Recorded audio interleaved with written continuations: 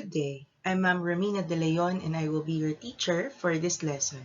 Our topic is about the types and features of a play synopsis. Our objective is to identify the types and features of a play synopsis. Are you ready? Let's start.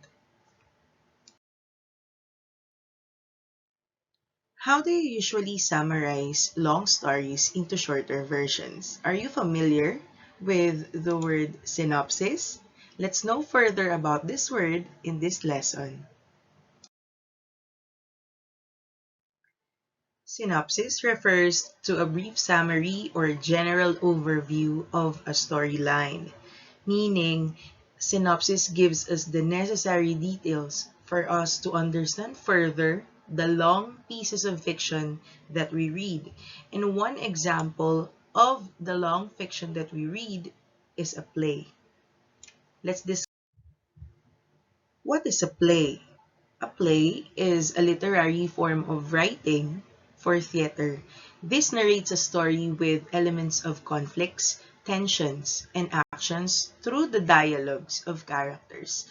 Plays are divided into acts and scenes, and it is through play that the writers are able to present their feelings and emotions through their characters by making them speak. A play has different types. Let me share to you the 5 types. Let's have the first one, which is tragedy. Tragedy is a type of play that ends on a tragic note, like a character's death. The second one is comedy. Comedy amuses the audience, and it ends on a happy note, unlike tragedy. The third one, we have domestic play. This type of play is based on the normal life of family and friends.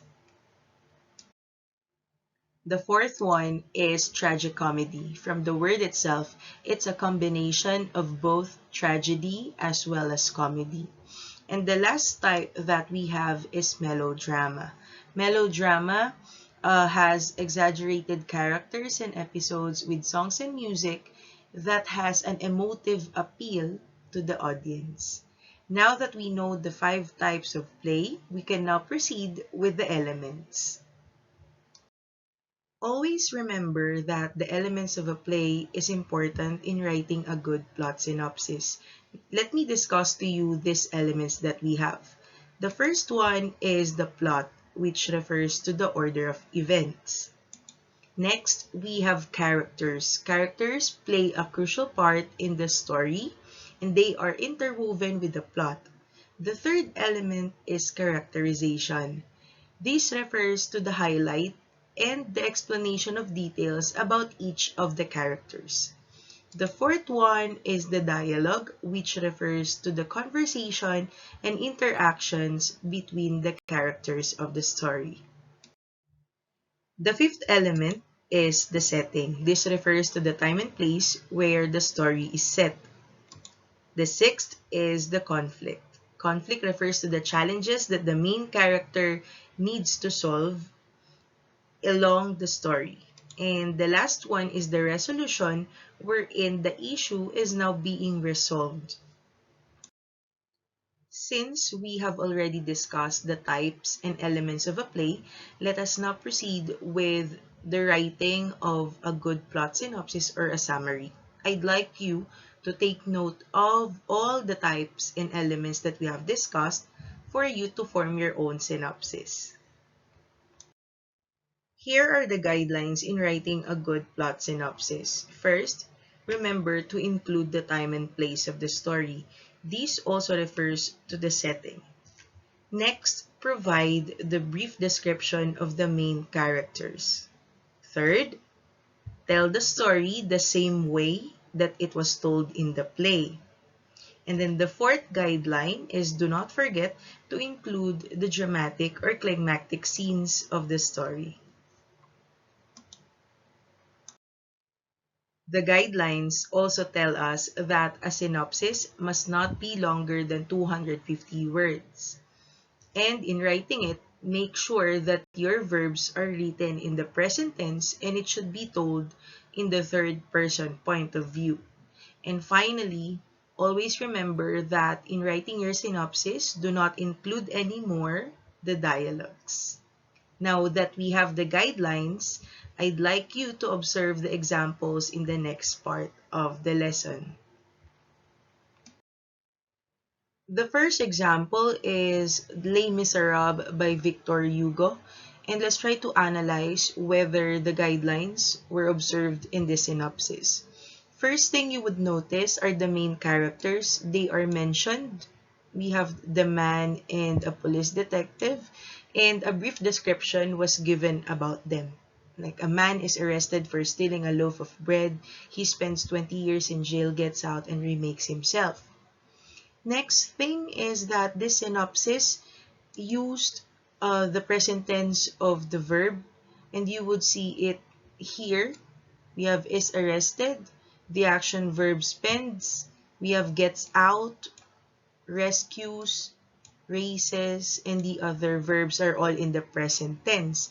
And this one is also told in the third person point of view.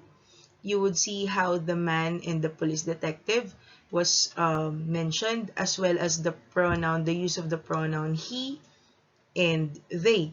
The setting is also mentioned, wherein the man and the police detective encountered each other in the French Revolution. In the synopsis as well, you would not be seeing dialogues, and this one is not longer than 250 words. Let's try further with the next one. Let's try further with the Little Mermaid as our second example. So the same thing applies in this synopsis. You would be seeing that the main characters, the mermaid and the man, were mentioned, as well as their brief descriptions. A mermaid falls in love with a man and desperately wants to become a human. And in this synopsis as well, the same thing with Les Miserables, climactic scenes are mentioned. You would see it here on this part up to the end. Alright, so dramatic scenes are also mentioned. These are also told in the present tense of the verb, like falls in love, tries.